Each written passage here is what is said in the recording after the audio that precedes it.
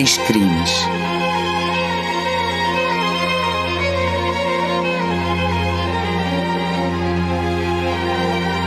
Três mortes em locais e datas diferentes, mas com uma coisa em comum.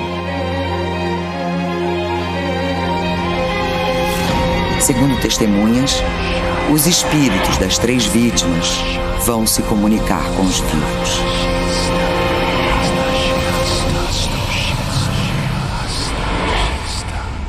Eles foram unidos pela mesma causa, que seria provar a imortalidade da alma, provar a continuidade da vida, né? Conforme eles provaram através da psicografia.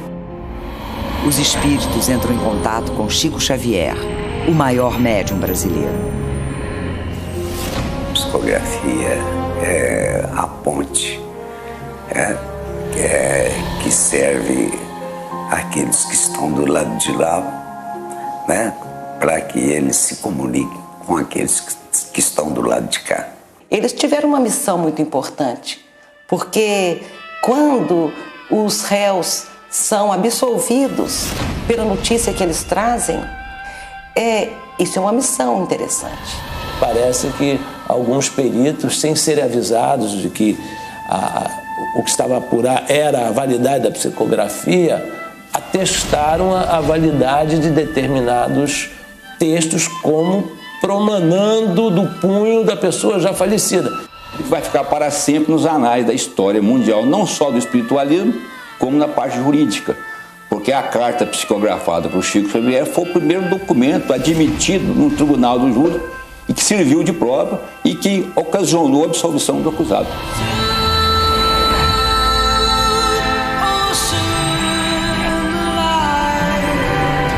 Um dia vamos saber pedir desculpas por palavras e atitudes impensadas.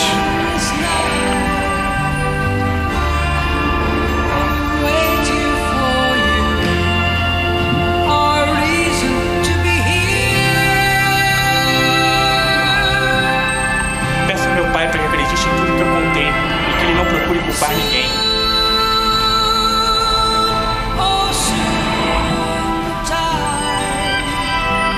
Pedi a Deus que não me deixasse morrer sem esclarecer a verdade.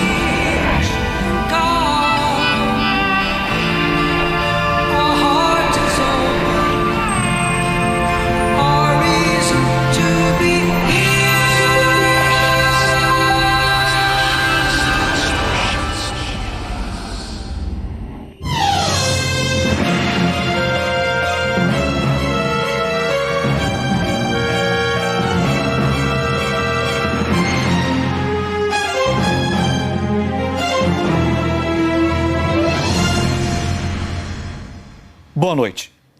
Hoje você vai conhecer uma história em que a justiça se fez de forma incomum.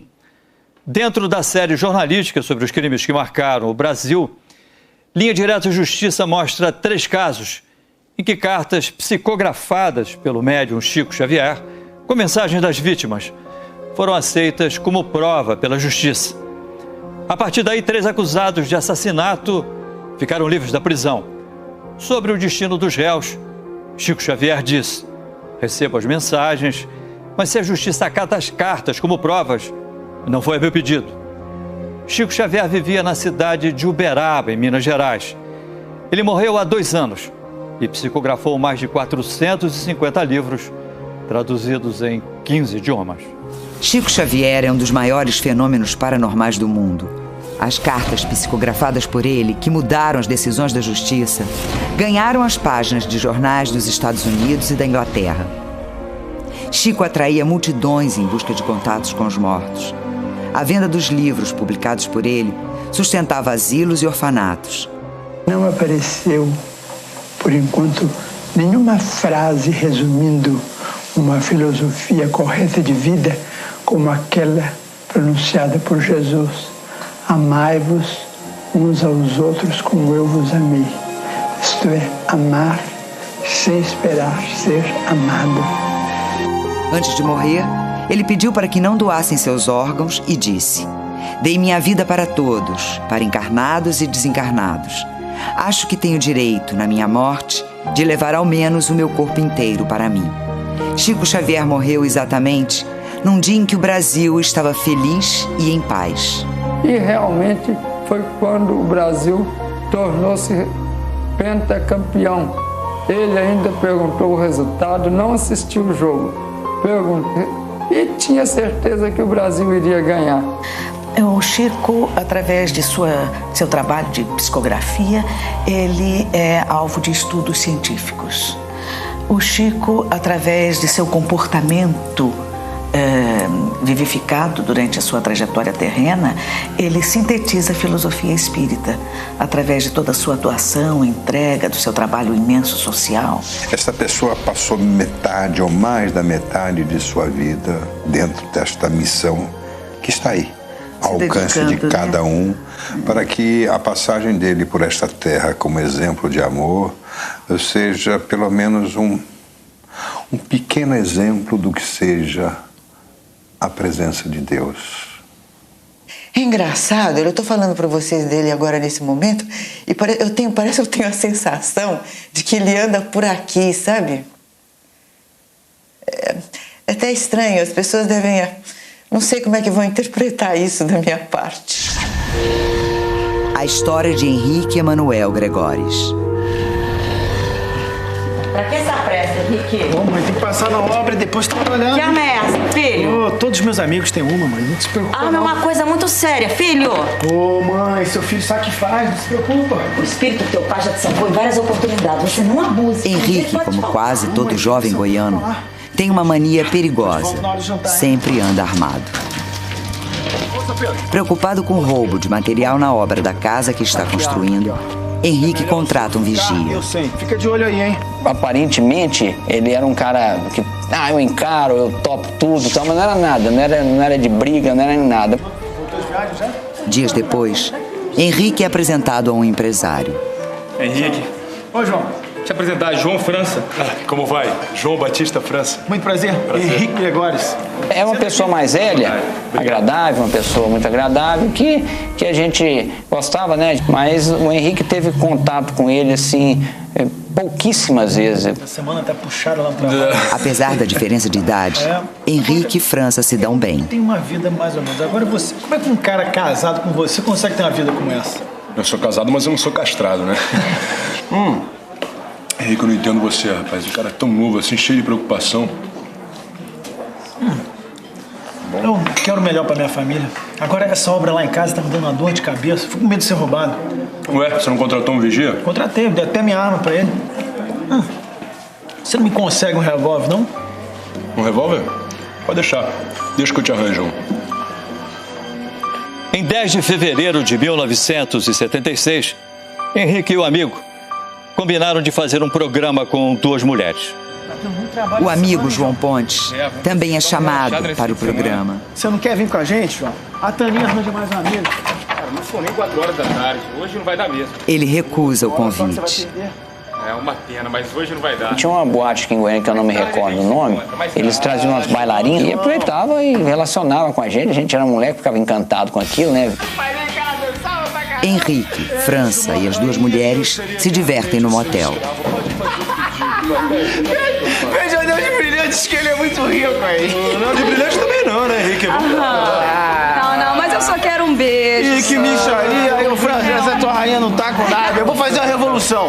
Eu vou trocar essa rainha aqui por essa generosidade aqui. Pra fazer uma revolução a gente precisa de uma arma, né? Me lembra, ó, você me prometeu uma arma. Cadê a minha arma? Eu prometi? Prometeu. Bom, tá lá no carro. Vai lá pegar, vai lá pegar. Não, gente, peraí. Deixa esse negócio de arma pra lá, vem cá. Ó, a Taninha tá certa. A gente vai fazer um show especial pra você. Nada disso, eu vou fazer o que a gente quiser. Você não vai pegar a arma, Fran. Senta aí. Aí o cara saiu, pegou, entrou no quarto com a arma, já tinha bebido um pouco, né, ou bastante, e tirou as balas da arma e falou, tá aqui a arma. Oi, ó. Uma surpresa aqui pra gente, olha só que maravilha. Você conhece aquela brincadeirinha chamada roleta russa? Eu já disse várias vezes. Não, você é muito menino pra isso, garoto. Falando você precisa ser mentiroso. Corpo fechado. Vai ser a chave, joguei fora, você morre. Não, peraí. Você não precisa se preocupar. Olha a surpresinha que eu trouxe pra você. Pode tirar. Olha aqui, tira, rapaz. Olha aqui. Faz isso não. Segura. Esse tipo de coisa não tem brincadeira. Solta meu amor.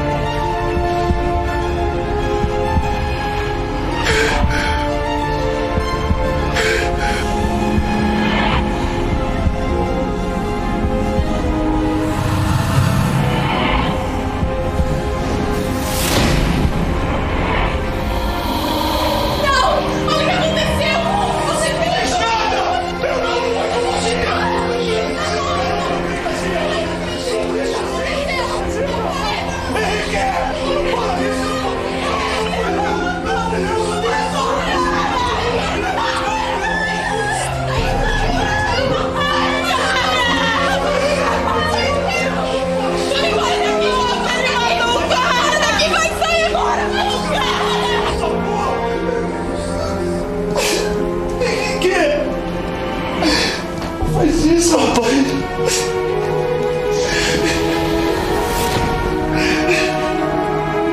Ele não deu uma palavra, só escorregou na cama. Foi aquele alvoroço lá na hora. E correram com ele para o hospital e quando ele veio a falecer. O caso foi registrado pela polícia como homicídio culposo. Ou seja, ao atirar, o amigo de Henrique não teve a intenção de matar.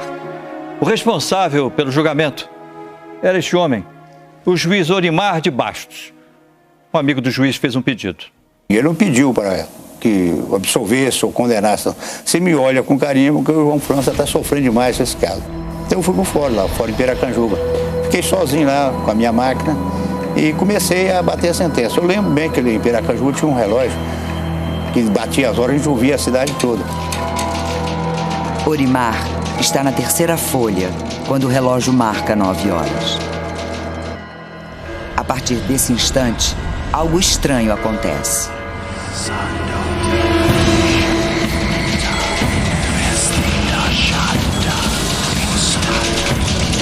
Por trás das suas decisões, existem objetivos com o objetivo de melhorar o relacionamento das pessoas.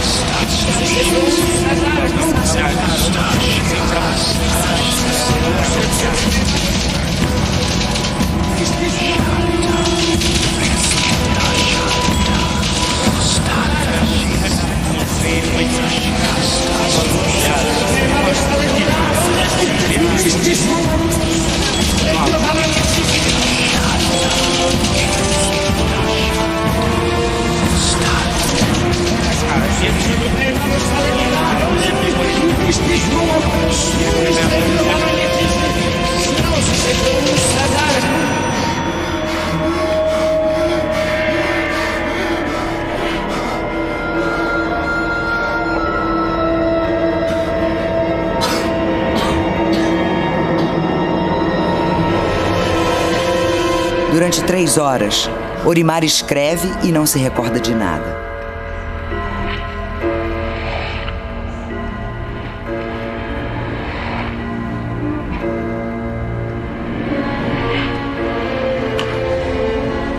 Quer dizer, eu parecia que eu estava em um transe, eu não sei se realmente, eu sei, mas que das 9 horas até a meia-noite eu não me recordava mais. No dia seguinte, ao ler a sentença, Orimar tomou um susto.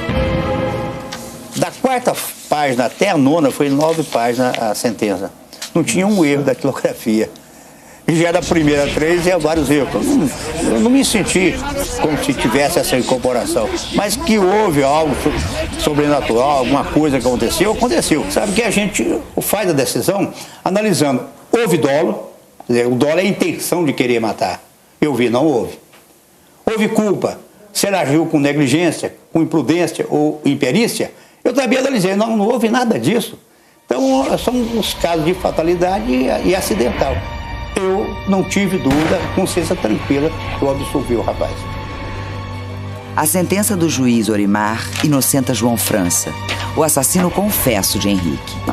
Após a decisão, a dona Agostinha, que era mãe do rapaz falecido, ela havia constituído um advogado, o doutor Vanderlei Medeiros, e o Vanderlei ficou indignado. Ele, inclusive, falou comigo: pô, Orimar, como você faz uma coisa dessa, absolver um rapaz assim? Eu vou entrar com recurso. Falei: Vanderlei, você faz o que quiser. No dia seguinte, a mãe de Henrique recebeu uma importante visita. Calma, já tô indo. Chico Xavier? Com licença, minha filha. Deus ilumine a sua casa, Agostinha. Mas eu tô muito emocionada de receber o senhor na minha casa. Eu vim receber uma homenagem aqui em Goiânia e foi providencial. Porque eu precisava muito falar contigo. Henrique esteve em minha casa em Uberaba e estava muito preocupado contigo. Quem está aí? Eu sei que tem alguém aqui. Quem é você? Henrique Manuel Gregórios. Henrique, o filho de Agostinha. Eu mesmo. E preciso que o senhor me ajude. Avise minha mãe para retirar o processo contra João França. Processo contra João França. Ele é inocente. E essa história toda está prejudicando meu crescimento espiritual. Meu crescimento espiritual.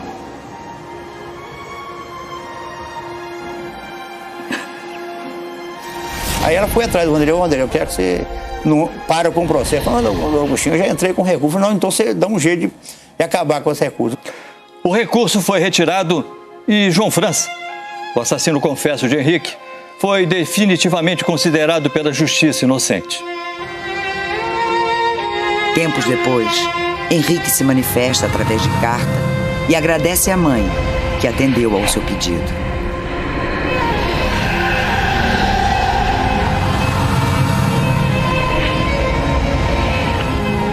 Ô, minha véia, sou eu que peço que não esquente a cabeça. Tudo passou. Obrigado por seu esforço de não guardar ressentimento. Realmente seu filho estava brincando com a vida. Eu não tinha ideia de que o final seria aquele. Foi uma zebra sem tamanho que me surpreendeu. Mas não há de ser nada. Ô mãe, não culpe a ninguém. Eu agradeço o seu pedido ao nosso advogado, Dr. Vanderlei. E peço que transmita aos nossos, principalmente ao nosso Mário, o amor e respeito que me deram a paz.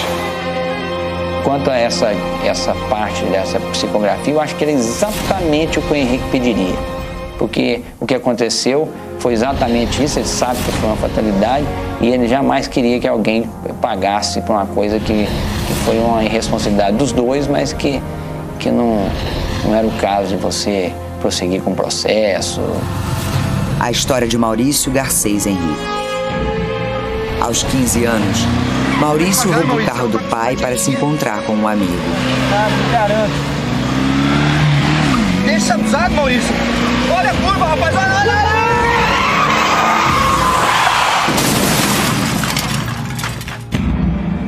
Irresponsável. Você podia ter morrido ou ter matado alguém, hein? Desculpa, pai. O senhor tá certo. Não é por causa do carro, não. Mas eu tô cansado dessas suas molecagens. Você vai pra casa da sua tia, tá bom? Vambora, vai. Calma, pai, calma. Na época o pai dele brigou com ele saiu de casa, foi pra casa da tia dele. Aí foi quando aconteceu. Madrugada de 8 de maio de 1976. Não? Maurício sai de uma festa com um amigo, José Divino. Pois é. Você acredita em disco voador? Sei lá, acho que não. O que você acha que tem lá em cima? Estrelas, cometas, essas coisas. Só? Você acha pouco? Não, é que... Você acha que os espíritos ficam lá em cima olhando pra gente? Ih, que papo brabo, Maurício. Acho melhor a gente ir pra casa dormir. Aliás, se você quiser ir pra aula amanhã, não passa lá em casa não, que eu não vou, viu? Me ajuda aí. Segura aqui o frango pra mim. Quando foi no outro dia cedo, no sábado, ele chegou cedo lá em casa pra gente ir pra aula. Aí eu falei: não vou pra aula não. E ele tava muito triste com essa situação com o pai, né? Ele tá fora de casa, o pai brigado com ele. E eu lembro direitinho, porque ele estava adivinhando. Maurício e Divino ouvem música e conversam na despensa. Sabe, Zé, tem vezes que eu me arrependo de ter nascido. Que isso, rapaz, que besteira. Daqui uns dias teu pai vai estar numa boa com você de novo. Sei não. Ele ficou muito magoado. Isso passa, cara. Esquece. Maurício, hoje tem uma festa pra gente ir, cara. E eu tô sabendo que a Erika vai estar lá. Jura? Uhum. Rapaz, fica até nervoso. Dá um cigarro, Zé. Eu preciso de um cigarro. Não, eu não tenho não, cara. O meu acabou. Um jeito vai ser atacar a pasta do velho Matias, né? Tem sempre um cigarro aqui dentro. Achou? Não. Mas achei isso aqui. Brinca com isso não, Maurício. Agora você vai ter que me dar um cigarro, ou então eu te mato. Para com isso, Maurício. A gente se encontra no além. Eu não tô achando a menor graça. E o meu pai não gosta que mexa nas coisas dele. Dá isso aqui que eu vou guardar. Tudo bem. Vou pedir um cigarro pra sua mãe. Aí ele saiu pra cozinha. Eu tomei o revólver dele, né, pra guardar, só que eu não guardei o revólver.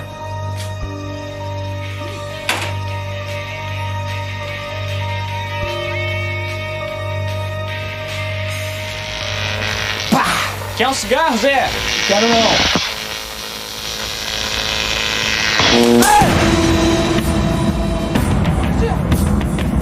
Atirou! Maurício! Maurício, pelo amor de Deus, foi sem querer, Maurício! Mãe! Mãe! Eu queria sem querer, mãe! Maurício! Maurício! Fala comigo, Maurício! Fala comigo, não para, Maurício! Fala pra caralho! Nem um cigarro caiu da boca dele. Ele só pôs a mão aqui assim, falou, Zé, você me atirou. Maurício já chegou morto ao hospital.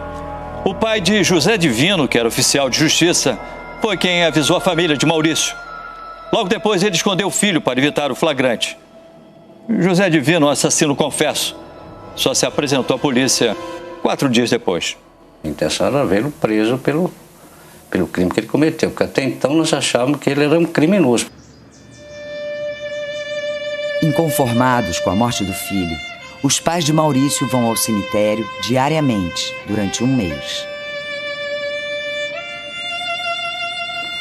Ia para o cemitério, vinha almoçar, acabava o almoço, nós voltávamos para o cemitério, saía de lá à noite. Os pais de Maurício ainda estão em estado de choque quando recebem a visita da mãe de Henrique, o jovem morto com um tiro no motel 3 meses antes. Maurício tinha aula de música com Márcia, irmã de Henrique. Porque eu precisava prestar a minha solidariedade. O Maurício era muito querido lá em casa. A Márcia está sentindo muita falta dele. A nossa dor é muito grande, dona Agostinha, muito grande. Eu sei o que é isso. Eu trouxe esses livros para vocês. São livros espíritas? Isso mesmo. Eu sei que vocês são católicos, mas eles vão ajudar vocês a superar a perda. Eles trazem mensagens de conforto e esperança. Nós vamos ler, com certeza. Muito obrigada. Aí eu, mas meu marido, a gente começamos a ler, pensar, refletir. Aí resolvemos ir no Chico.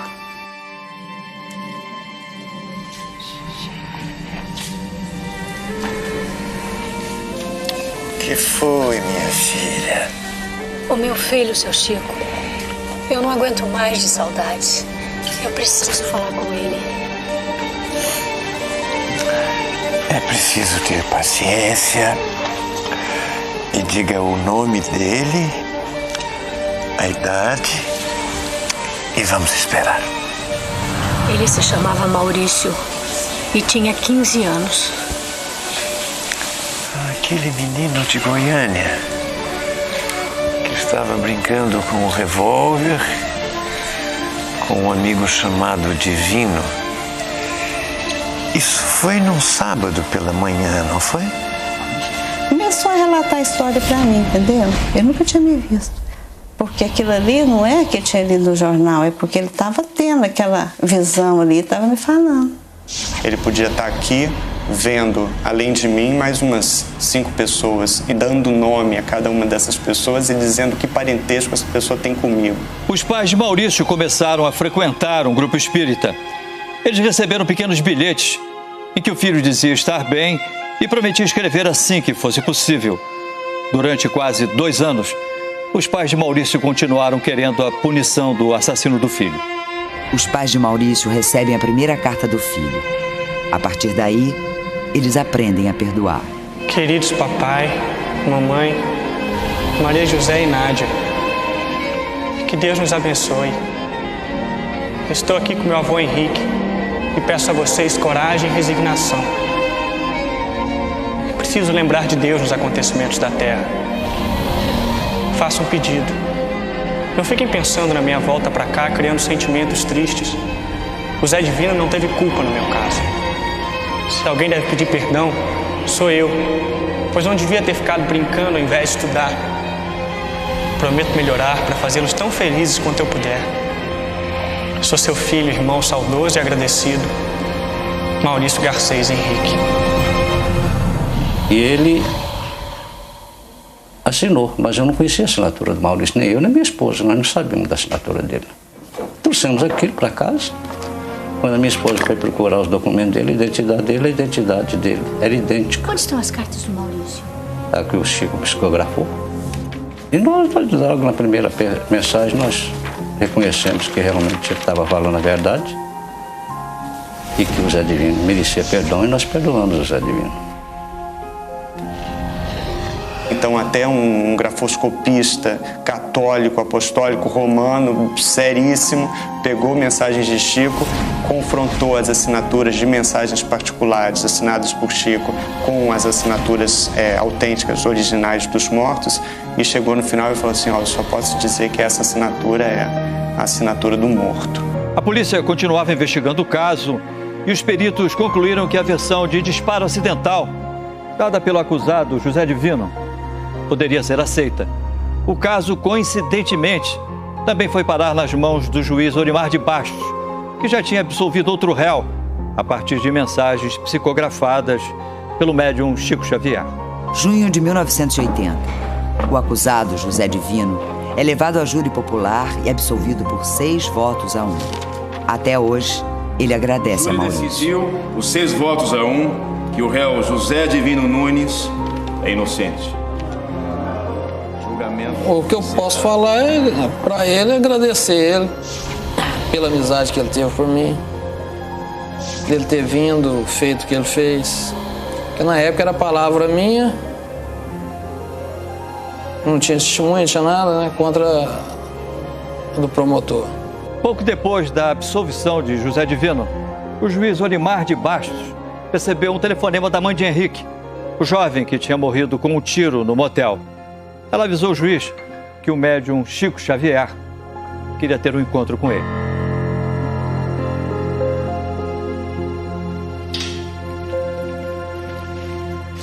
É uma honra muito grande recebê-lo em minha casa, doutor. Não, a honra é minha. Sempre tive muita admiração e respeito pelo seu trabalho. E eu pelo seu. Aliás, foi de grande serventia você ter escutado os nossos amigos desencarnados. Só fiz a minha obrigação e julguei de acordo com a minha consciência. E as de nossos colegas que não estão mais aqui. Como assim? Existem certas coisas difíceis de explicar, doutor. De repente o Chico dá assim uma espécie de um transe, né? Ele fecha os olhos, a secretária dele, a dona Zilda, né? Coloca papel na frente, ele com lápis, com a mão assim sobre os olhos e vai escrevendo.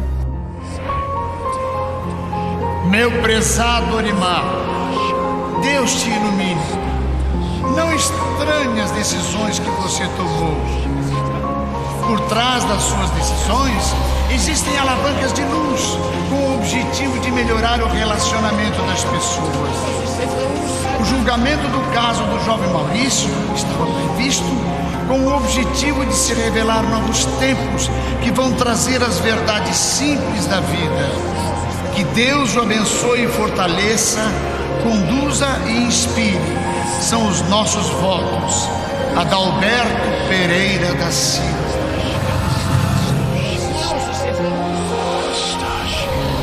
A carta psicografada por Chico Xavier era do espírito do juiz Adalberto Pereira da Silva, que tinha morrido muito antes de Olimar de Bastos ser juiz. Na mensagem, o espírito citava ainda o nome de outras 14 autoridades que atuaram na região de Goiás e que já tinham falecido há muitos anos. Daí eu saí de lá completamente com a consciência de que realmente existe algo transcendental desse mundo. A absolvição dos acusados das mortes de Henrique Maurício causou muita polêmica e até hoje provoca discussão. Afinal, a justiça deve considerar cartas psicografadas como provas para inocentar acusados de homicídio. Uma carta psicografada não demonstra um fato. Não se tem meios de comprovar de que aquela carta efetivamente foi escrita ou inspirada por um espírito já desencarnado. Eu vou ficar meio neutro hoje. Na época eu acreditei. Eu confiei naquela carta que ela pesou na absolvição do réu. É absolutamente impensável colocar isso como uma prova do ponto de vista jurídico. Não é, porque realmente você, para acreditar nisso você tem que ter uma fé. Se a ciência não provou o materialismo, a hipótese espiritualista é viável. Você precisa pelo menos aventar a possibilidade de a questão espiritual ser uma realidade. A justiça não pode aceitar e muito menos basear suas decisões em elementos, em provas, vamos dizer assim, de natureza sobrenatural. Se essas mensagens têm comparecido como peças para a defesa de alguém, não é a meu pedido e nem por interferência minha, porque eu respeito as pessoas e respeito os espíritos que se comunicam com muita veneração pelo intercâmbio espiritual. Apesar das opiniões contrárias, em junho de 1985, no Mato Grosso do Sul, o corpo de jurados absolveu por 7-0 o réu João de Deus, que tinha sido acusado de matar sua mulher, a ex-vice Campo Grande, Gleide Maria Dutra.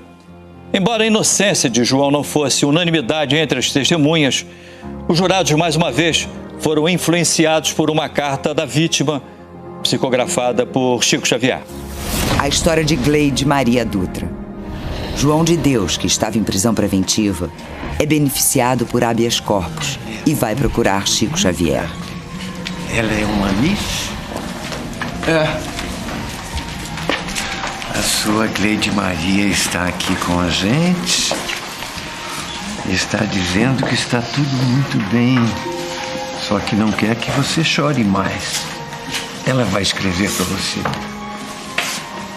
Fique com Deus. Ele saiu do quartinho, era 3 horas da manhã. E começou a psicografar.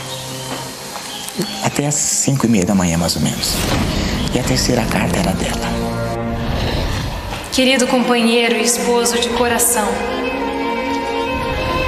eu mesma pedi a Jesus que me permitisse não me afastar do corpo sem que eu pudesse esclarecer a verdade. Eu sentei na cama quando eu notei que você tirava o cinto cuidadosamente. Nem eu e nem você sabemos explicar como o revólver foi acionado e a bala atingiu a minha garganta.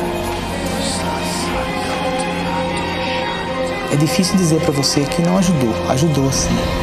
Porque a própria família dela aceitou as mensagens como verdadeiras.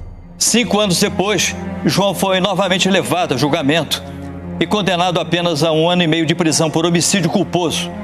Ou seja, a justiça entendeu que ele não teve intenção de matar, mas o crime já tinha sido prescrito e ele ganhou a liberdade. Hoje, João de Deus está casado e prestou uma homenagem à ex-mulher que morreu assassinada. Deu à filha o nome de Gleide. Francisco Cândido Xavier, pessoa de muito pura intenção e até ingênuo, a meu ver, foi por defesa, por amor à doutrina que ele tinha, levado a crer na veracidade daquelas mensagens. Mas, na minha visão, eram falsas, eram mistificações. O Chico ele falava sempre que todo médium é falível, todo médium erra, e erra muito. Você tem que saber muito bem como é que aquela mensagem chegou até aquele médium, o que foi dito pela família antes, aquele médium, até essa mensagem ser escrita. Apesar da polêmica causada pelas cartas de Chico Xavier, milhares de pessoas são gratas ao médium por terem se comunicado com parentes mortos. Uma delas é a atriz Nair Belo, que perdeu um filho num acidente de carro e recebeu cartas dele. Tem uma passagem, por exemplo, em dezembro, que nós estávamos jantando e ele disse, olha, eu não vou para Limeira. E aí eu tive uma discussão com ele. Discussão não, aquela coisa de mãe e filho. Não, você vai, faz 20 anos que a gente vai, você tem que ir e tal, não sei o quê. E a discussão acabou aí. E aí na carta, ele se refere a essa discussão. Ele diz assim, mãezinha, na hora que eu disse que eu não ia para Limeira, era mentirinha. Ninguém lembrava. Meu marido não lembrava, meus filhos, só eu lembrei da discussão. Quer dizer, coisas maravilhosas, sei lá. A emoção que eu tive ao encontrar o Chico Xavier é uma coisa assim indescritível, que eu guardo até hoje na minha mente. Eu costumo dizer que o choro que eu tive, porque eu me debulhei, mas eu tive um choro convulsivo ao olhar a figura do Chico, que eu costumo dizer que a felicidade no momento, ele me fez sentir que a felicidade não é abstrata, ela é concreta. Acho que o Chico foi um cara que concretizou muito esses ideais, não só escreveu e falou, mas que colocou a vida dele a serviço desses ideais, mostrando que é possível a gente construir alguma coisa mais solidária, um mundo mais solidário, um mundo mais humano. Para os parentes das vítimas, a psicografia é um canal para amenizar a saudade e divulgar mensagens de conforto e esperança. Que Deus conceda a todos a cara para enfrentar dificuldades e coragem para viver. Visitei cárceres, hospitais e moradas de recuperação para conhecer os que estão nesses lugares cumprindo atos e sentenças e descobrir que os maus não existem. Existem os infelizes, vítimas da própria agressividade ou dos próprios descuidos, e ampliei assim minhas possibilidades de luta pela vitória. Peço a você paz e alegria. Você nada fez para atrair a tristeza e a desolação. Deus, que nos enxerga por dentro, sabe que a nossa consciência está plenamente tranquila. Portanto, a questão da psicografia, ela deve utilizar como critério a dignificação e divinização do homem. Se ela é utilizada para justamente dignificar as pessoas para as quais esse meio nos serve, então ela é, cristãmente falando, ela é perfeita. Em junho de 2001, um novo mistério envolveu o médium Chico Xavier. Doente, em um quarto de hospital, ele disse ter recebido uma visita na forma de um raio de luz. Veja a imagem registrada por um cinegrafista. Minha mãe. Chico Xavier morreu 1 ano depois.